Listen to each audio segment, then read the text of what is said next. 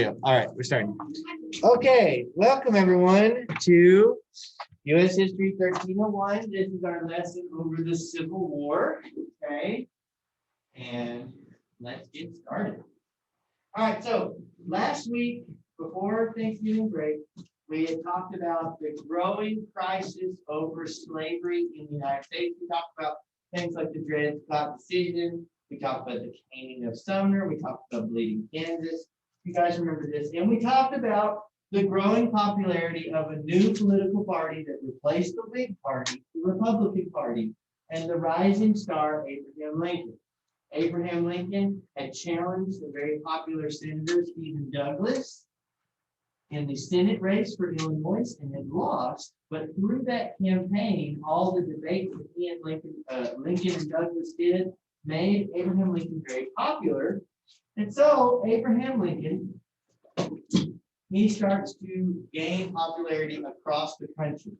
Okay, so as we head into the late 1850s, okay, as we head into the late 1850s, the South is becoming more and more desperate, more and more fearful of a possible attack upon slavery.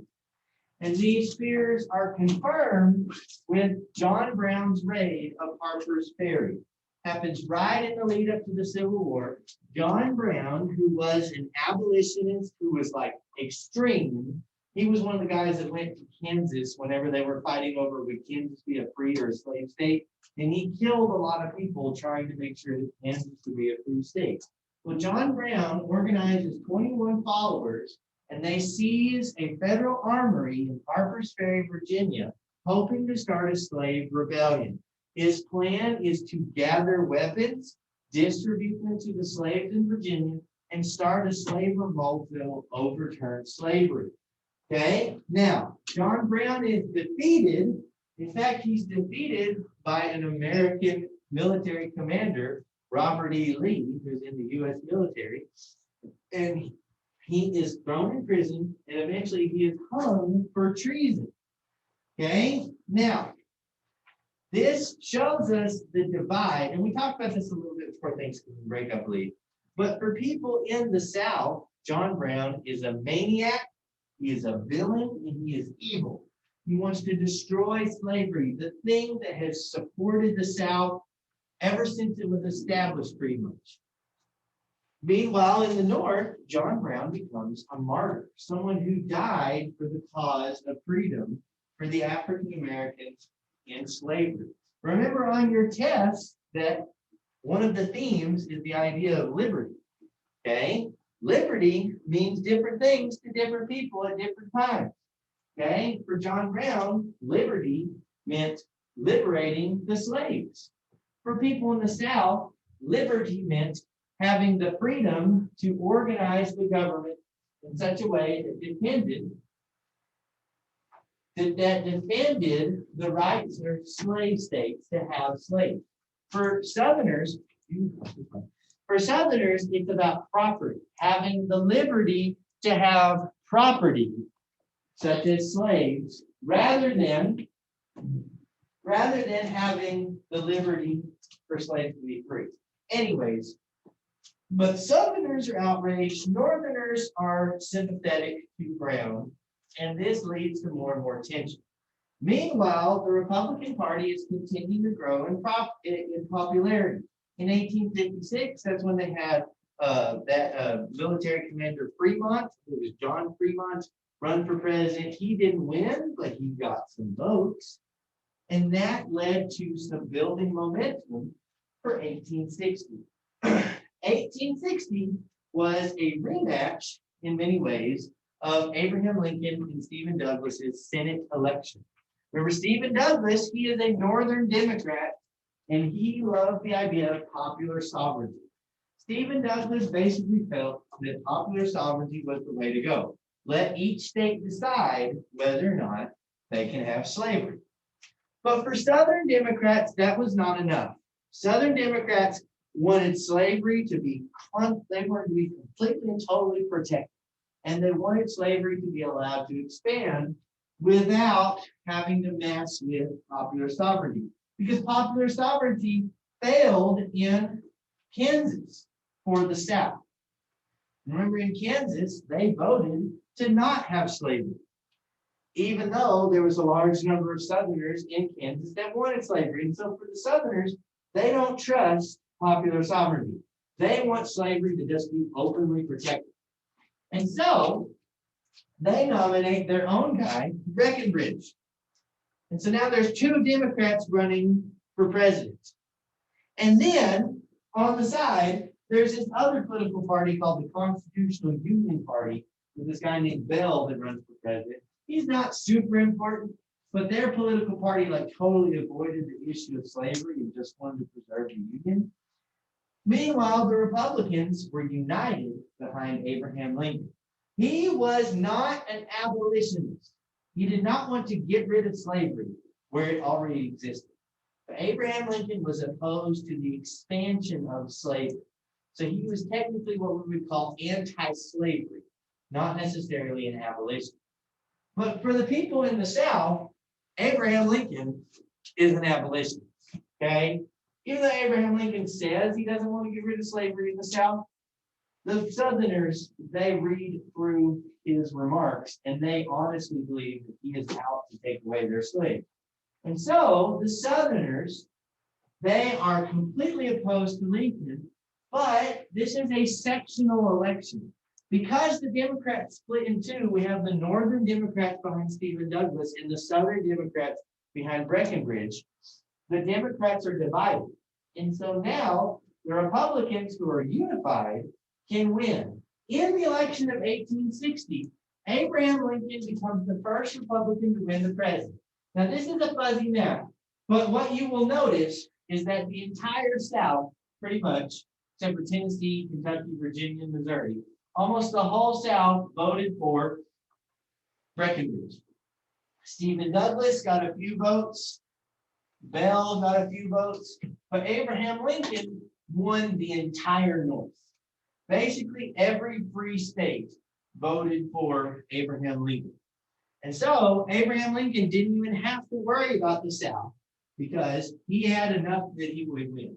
He did not have a majority of the popular vote, but he was still elected because he won a clear majority in every state that he carried except for California, Oregon, and New Jersey. Anyway, but the point is, he won the whole North, and that was enough because the North was so much more populous than the South that by winning the whole North, he won the election. You see, back then, the big swing states were like New York and Pennsylvania because they were northern states that sometimes voted along with the South. And so like the Democratic strategy for a long time was to win the South in New York, and then you're good. But Abraham Lincoln won the whole thing, okay? So Abraham Lincoln wins, and this immediately has consequences, okay? For Southerners, this is absolutely just beyond the pale. Abraham Lincoln, an anti-slavery Republican, is now the president. This is a political party that didn't exist just like a couple decades ago. It comes out of nowhere, out of the ashes of the Whig Party. Remember, the Whig Party, part of the reason why it failed was because it could never agree on slavery. The Whig Party had anti-slavery and pro-slavery people. But after the Whig Party collapsed, the Republican Party was very clearly anti-slavery. Okay. And so for many Southern states, they feel like the only alternative is secession. Okay. Remember the Compromise of 1850, the Kansas-Nebraska Act? They were like, you know what? That's it. If you mess with this compromise, we're done. There's a lot of threats. And so for decades, Southerners have been talking about secession and threatening secession. There were even threats of secession back when Andrew Jackson was president. So this has been kicked around for a while. But now this is the option for the South. Okay, so 7 states secede. Okay, the first Southern state to secede is South Carolina, and I believe that was the one in December 20th, 1860. And the first 7 states that secede are it's like Texas, Louisiana, Arkansas, and not Arkansas, Mississippi, Alabama, Georgia, Florida, and South Carolina. Those are the first 7, and then after the Battle of Fort Sumter, Virginia, North Carolina, Tennessee, and Arkansas joined. But anyways, in February 1861, the month before Abraham Lincoln is supposed to become president, because he's not going to get to become president until March of 1861. So from November 1860 to February 1861, all these states decide to just walk out of the Union, okay? And they elect a guy from Mississippi, Jefferson Davis, as president. Okay, Jefferson Davis is the first and only president of the Confederacy. As the way the Confederate Constitution worked, like it was basically the same as our Constitution, but two major differences. Number one, slavery is like front and center. You can't get rid of slavery. Okay, it's like a constitutional thing. Like you have to have slavery. Okay. Number two, there is much less federal government power in the Confederacy. Most of the power of the government belongs to the states because the southern states had for years disagreed with the northern states over the role of the federal government. The southern states had always believed that the most of the power of the government should belong to the states and that the federal government should be there as kind of like a referee and like help out with the big stuff. But like the federal government shouldn't come into Mississippi and tell people in Mississippi what to do. Okay, that's Mississippi's right. So the Confederacy has a much weaker federal government. Okay, one interesting difference, it's not like a big deal, but in the United States, you can run, at this time, you can run for president for 4 years at a time over and over again. In the Confederacy, it was like a 7-year term. So like if you were president of the Confederacy, you were president for 7 years and you were done. So anyways, so Jefferson Davis doesn't serve for 7 years because the Confederacy collapses. Anyways, at first, the Upper South and the border states declined to secede. So there are many states that have slavery, like Missouri, Kentucky, Delaware, and Maryland, that don't actually secede ever. Okay, and that's partially because of what happened in the war. They don't really get a chance to. But many of them are kind of on the fence, okay? All right, so now there was a last-ditch effort to try to compromise to prevent the Civil War from happening, and there was the Crittenden Compromise, which basically was a proposed amendment to the Constitution, but it was like an unamendable amendment, like an amendment that you can't change, like a forever amendment, which would prevent slavery from being outlawed, but that compromise falls through because at this point, nobody's interested in making compromises anymore. We've done compromises since the Constitutional Convention, the 3/5 Compromise, the compromise of the Missouri Compromise in 1820, the 1850 Compromise, the Kansas-Nebraska Act. We've compromised a lot. At this point, the South and the North are kind of done with compromising. And they've talked about it for a while. Now they're ready to just fight. Okay. And so we get to the Civil War. At the beginning of Abraham Lincoln's term, he is very cautious. Okay. All right. There's a lot of threats on his life. There's a lot of people that want to kill Abraham Lincoln. But when Abraham Lincoln becomes president in his inaugural address, he's very careful. He basically says that secession is unconstitutional, that the Union is permanent and indissoluble. You cannot break apart the United States. You all have to stay together forever. Okay? You cannot break away. That's Abraham Lincoln's position. But Abraham Lincoln declines to use force to force the states to follow the rules. But he does say that he will defend U.S. federal property in the South. Okay?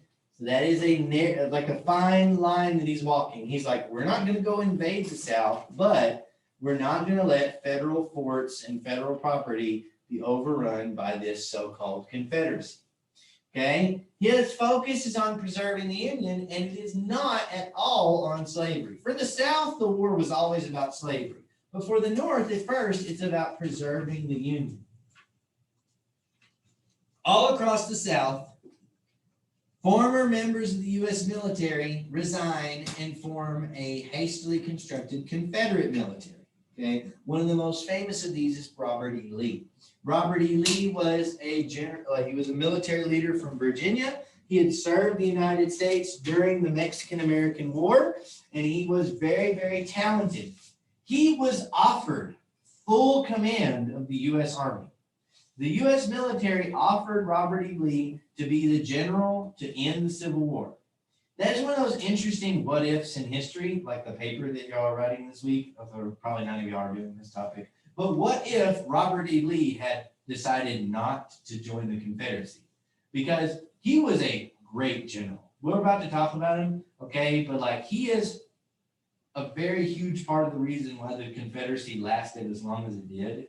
Because even though they were outnumbered and outgunned and outmatched, he just kept winning battles because he was just super good as a general. Had he been in charge of the Union, the Civil War might have been over like a year, you know, and then it wouldn't have been as big of a deal. How much different the world would have been if the Civil War had just been a quick thing rather than a long, drawn-out bloody conflict. Would have been different. Anyways, but Robert E. Lee refuses to serve for the Union because when Virginia secedes, he is so loyal to his home state that he cannot imagine fighting against his own people. So he leaves with the Virginia as well. Anyways, but in South Carolina, like most of the states in the South, the federal forts and armories, a lot of the soldiers there just joined the Confederacy, okay? And a lot of the people that don't want to join the Confederacy leave, okay? And a lot of the federal forts and the federal like cannon, like all the stuff, they start taking it and they turn it into the Confederate military, okay? But Fort Sumter in South Carolina, Charleston, refuses to surrender. They refuse to back down, okay? And so the South decides to attack it. In April 1861, Confederate batteries begin shelling Fort Sumter. Fort Sumter falls to the Confederacy, and Abraham Lincoln now has the opportunity to call for soldiers. You see, up until that point of April, from like February to April, there wasn't really any fighting, and it was like, are we going to fight or are we not going to fight? But most of the forts just like surrendered.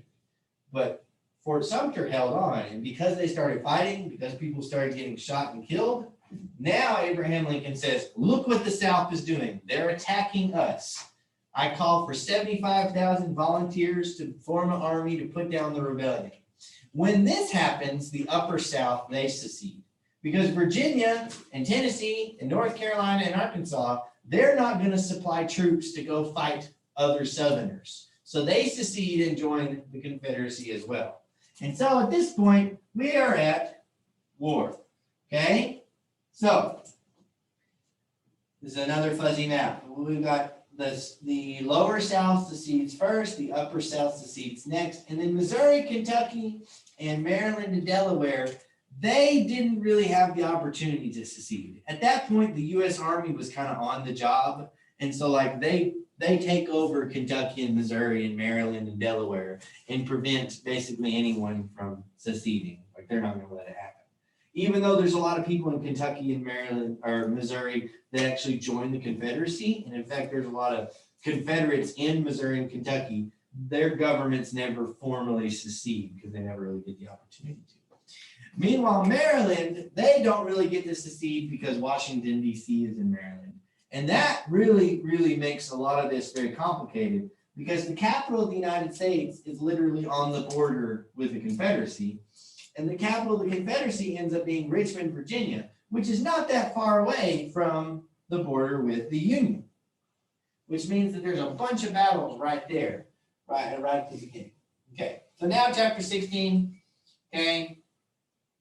The Civil War is interesting because it is a war fought with an old style of fighting, but with new technology. And you notice this if you look at military history. Everybody always fights typically the way the last war was fought, okay? So whatever won the last war, that's what people try in the new war. But what tends to happen is that technology changes and the old strategies don't work, okay? During the Revolutionary War, and we'll talk about this more, but the big thing is rifles, okay? During the Revolutionary War, most of the soldiers are using muskets. Muskets are smooth on the inside, okay? What that means is that the ball just kind of flies out of the barrel. A rifle has a little spiral carved into the inside of the barrel. Okay, and so if you don't know a whole lot about guns, think about a football. Okay, if someone just chunks a football, it doesn't fly straight. But if you watch professionals throw footballs, they make the ball spin, or they put a spiral on it. That's the term. That spinning, it's a physics thing. It keeps the ball from flying around, and it keeps it more straight and keeps it flying in a straight motion, and they can fly farther and more accurate. The same thing happens with bullets. If you have a rifle, it is much more accurate, okay? And so, during the American Revolution, okay, during the American Revolution, the battles, you got really close to each other, okay? Like, these soldiers might be 100 yards or even less apart from each other, shooting at each other, all packed together in big packs, because a musket is not that accurate. You can probably hit a building from 100 yards away, but you're probably not going to be able to hit a person necessarily with a musket from 100 yards away. So what they would do is they'd get like 1,000 guys together in a big tight formation. They all shoot at the same time. And then a bunch of bullets would hit the target, and then you'd probably hit the bad guys, okay? But with rifles, they're way more accurate. Okay, and so now they're using the same tactics of everybody standing together, nice, neatly packed like sardines, just set up right to be shot, and they are falling and they are being killed very, very quickly. Okay, the Civil War is the first major war where we see in the United States hundreds of thousands of troops in just about routine battles, not like just the really big one, but like most of the battles, we see thousands of soldiers fighting each other, and you see thousands and thousands of people dying and being killed in battles very regularly, okay? The old style of war in Europe typically avoided populated areas, okay? You would go out and you'd fight in a big field, okay, away from the city. You typically avoid like sacking someone's house, you know, like, oh, leave the farmers alone, let's go fight the bad guys, okay? You know, in old style European warfare, you'd see, you know, the armies would very, very much colorful uniforms, because that way they could identify who was on their side. Like the British redcoats wore red uniforms, and they know, like, this is a British guy because he's red, okay? In the Civil War, we see a lot more of what's called total war, where the war does not stop at the battlefield. It goes into cities, it goes into people's homes. It's a total war. It's very, very destructive. Okay, this is sometimes called one of the first modern wars. Okay, and there's a lot of things that change in the Civil War, that change warfare all across the world. Okay, and this war is the most deadly war for America. Okay, more Americans die in this war than any other conflict in American history. Okay, part of that is because we add up both sides. You know, we count the Union and the Confederacy casualties together in the Civil War because they're all Americans, okay? And this is a civil war. This is literally brother against brother, father against son, families torn apart by the Civil War. Especially in the border states like Missouri and Kentucky, you see a lot of times where there's like one brother joins the Union, one brother joins the Confederacy. You know, literally brother against brother. So these are Americans that had been united for like 100 years are now divided. Okay, so very tragic, very awful and nasty. Okay, so the opening, how does the war begin? Well, before we get started, let's kind of compare the two sides. I'm going to teach you a concept right now about how you know who's going to win a war. Are you ready? If you have two sides, two countries, two random countries, country A, country B, and they're going to fight each other, what factors are going to determine who's going to win? What do you think? What do you think, Leslie? What does a country need to win a war?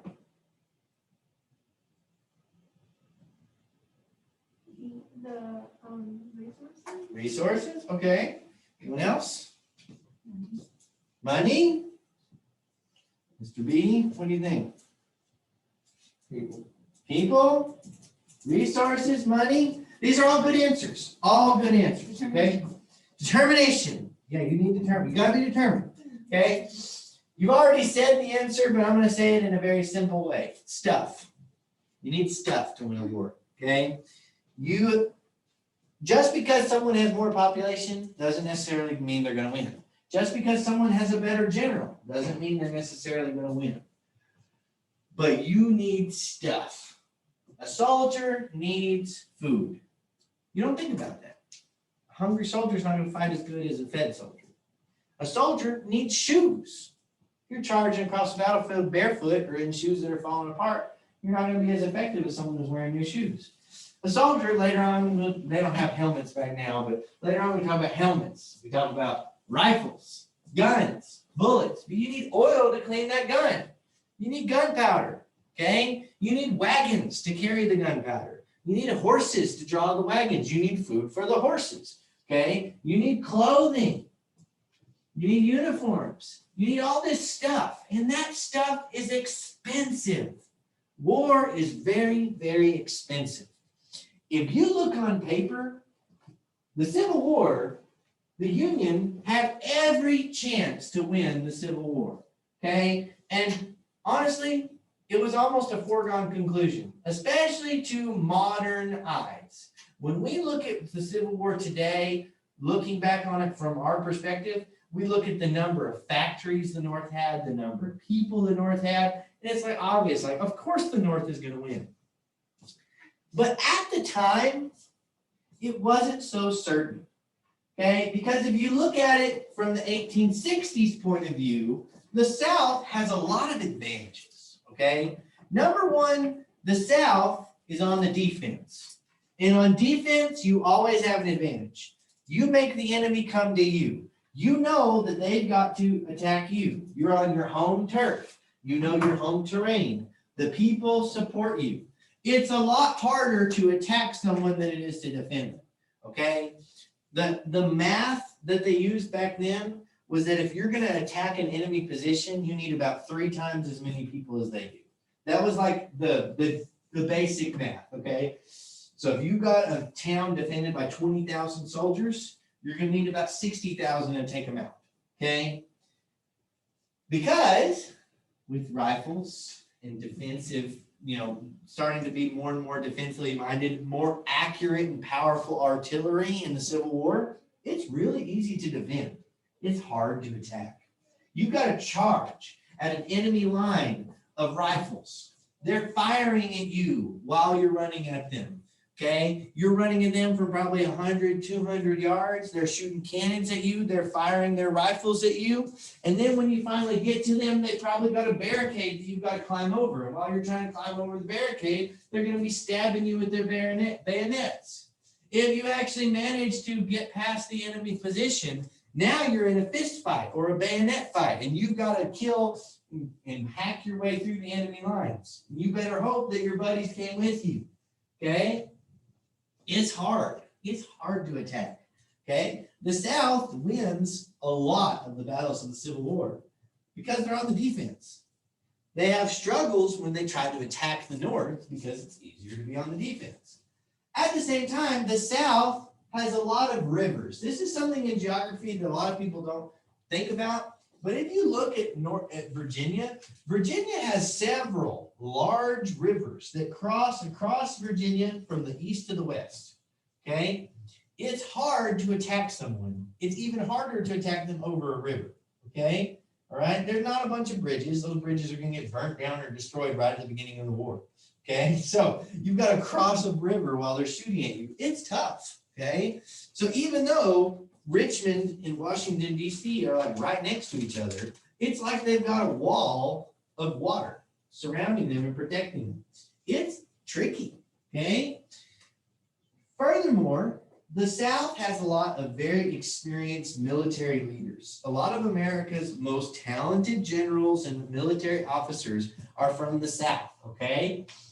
So the South has a lot of advantages, and a lot of their military experience in America is from Southern soldiers. And so at the beginning of the war, the South owns the North. They kick their butt. And it takes a long time for the North to finally get its act together. But here's the thing about the South.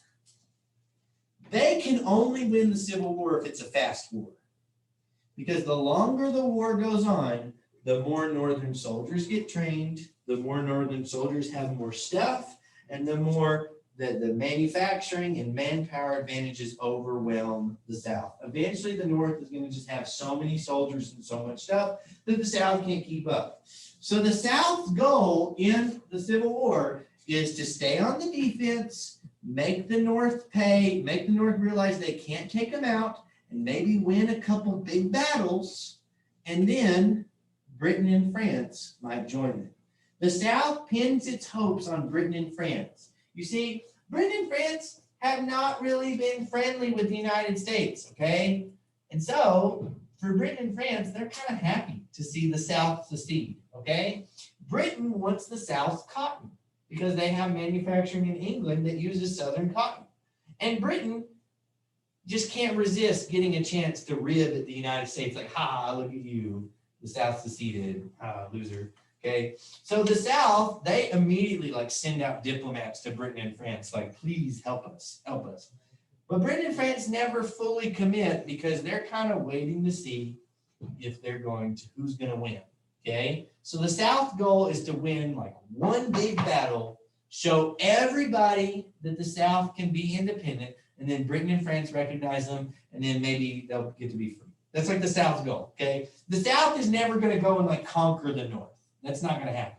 But they're on the defense. So that gives them some advantages, okay? Jefferson Davis is a hardworking and committed president to the South, but he has a difficult temperament and he gets into a lot of arguments. He's doing what he can, but there are a lot of disagreements. And what Jefferson Davis runs into is really funny, okay? The South seceded to protect the states' rights to have slavery. Okay, and so they really, really focus on states' rights. And so they have a very weak and limited federal government. But when you're in the middle of a war, that's when you need a federal government. You need everybody to like do the same thing. But all the southern states want to do their own thing. And so Jefferson Davis is fighting a war to protect states' rights. But in order to protect states' rights to have slavery, he has to trample upon states' rights and increase the power of the federal government. So it's a weird irony. Okay, because it's like, we don't want a powerful federal government, but we have to have a more powerful federal government to win this war. Okay, so it's kind of a conflict. Alternatively, we have Abraham Lincoln. And Abraham Lincoln is widely regarded as our best president we've ever had. And that's not just because of the circumstances, okay? He was a great president because he stood up to one of the greatest crises in American history and actually did the job. He didn't wilt, he didn't crumble, and he was really, really shrewd. He was very much able to know what a person thought, what a person's abilities were, okay? One of his most important people in his cabinet is this guy named Edwin Stampton, okay? Edwin Stampton hated Lincoln's guts, okay? Edwin Stampton openly called Abraham Lincoln like dumb, like he didn't like Lincoln, he disagreed with Lincoln. He thought that Lincoln was not a good president. But Abraham Lincoln knew that Edwin Stanton was going to be the best Secretary of War that he could get. So he hired Edwin Stanton. Even though he didn't like the guy, he hired him because he knew he was good at the job. Which is a temptation that leaders often have, is to only hire people that you like, okay? One day you may be in charge of something. You have to hire people, okay? There's a temptation to only hire people that you like, that you personally get along with.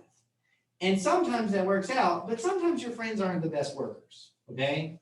And sometimes the people that you don't like are really good at their job, okay? And so Abraham Lincoln, he hired the people that were good for the job, not necessarily just the people he liked, okay? So he's like the opposite of the spoil system.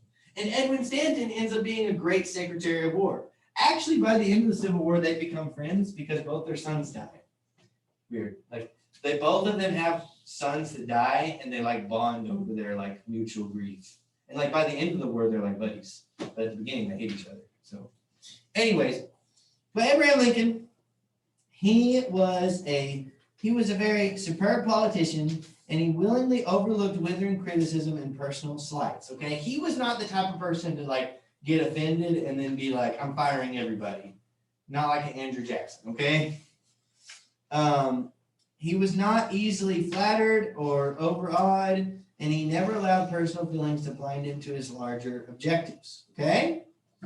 Now, he was also a very effective military leader. Okay? Jefferson Davis took his title of commander-in-chief literally, even interfering with generals even on the smallest matters. But he failed to formulate an effective overarching strategy.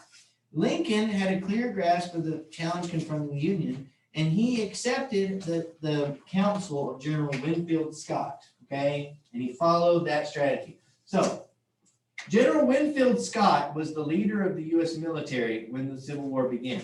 If you remember from the Mexican-American War, Winfield Scott was the leader of the army that invaded Mexico through Veracruz and captured Mexico City, okay? So, he's kind of old, okay? In fact, he's like ready to retire when the Civil War begins.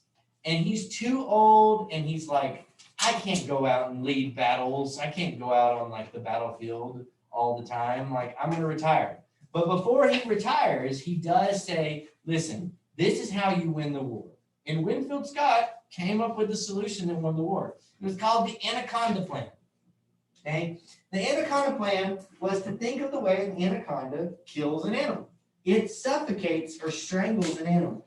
It wraps its tail around something and squeezes the breath and the life out of it.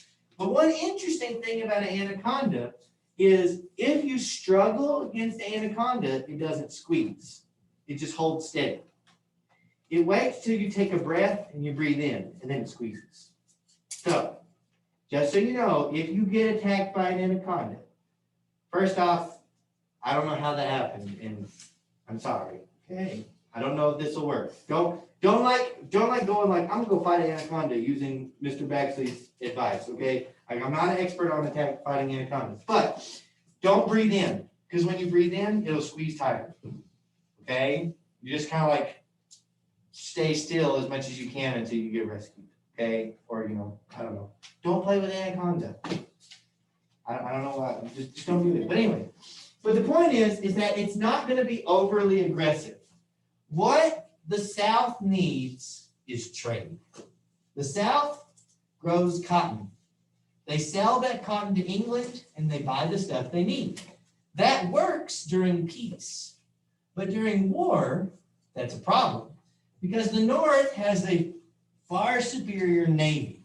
And so the North surrounds the coast of the Confederacy with a blockade. They don't let anything in or out. Now, obviously, the South manages to smuggle stuff in and out, like they do every now and then or whatever. But for the most part, the blockade really constricts the trade from the South to the North, or from the South to Europe, okay? Which means that the South now has no one to trade to. What good is all this cotton if you can't trade it? You can't eat cotton, okay? You can make clothes out of it, but if you just have piles and piles of cotton, that's not very useful in a war, okay? The South was used to trading their cotton to buy stuff, but because of the Anaconda Plan, they couldn't. The second part of the Anaconda Plan was to cut the South in half with the Mississippi River, okay? The Union would attack across the Mississippi River and cut the South in half and basically strangle it to death. If the South can't trade, and if it's cut in half to where it can't trade with itself, it's going to cut out, okay? The part of the South that grew the most just like food was like Texas, okay? Texas was like the breadbasket of the Confederacy. Yes. Texas, okay? So we make food, okay? So Texas had cotton, but we also had a lot of like food. And so Texas supplied a lot of food to the rest of the Confederacy. So cutting the Mississippi River off from the South meant that Texas's food can't get to Virginia, where the soldiers are, okay? So that was like the second part of the plan. And this plan works. It's what they do, and it's how they win, okay? The South, meanwhile, their goal is to have like one big awesome battle, but Jefferson Davis is not the best military leader, okay? Resources, the North has more resources except for cotton, okay? Now, the first thing that Lincoln has to deal with is the border states. He does not want them to fall apart. He wants Maryland, Kentucky, and Missouri to stay in the Union. And so he does everything he can to suppress any rebellion in these states before it can happen. Maryland surrounds the capital. If it secedes, the whole U.S. government has to run away to like Pennsylvania or whatever. Okay? So Lincoln suspends the writ of habeas corpus, which is one of the rules that you're not allowed to do in the Constitution except for in times of rebellion. Constitution time, guys. Get it out. Article 1, Section 9 of the Constitution.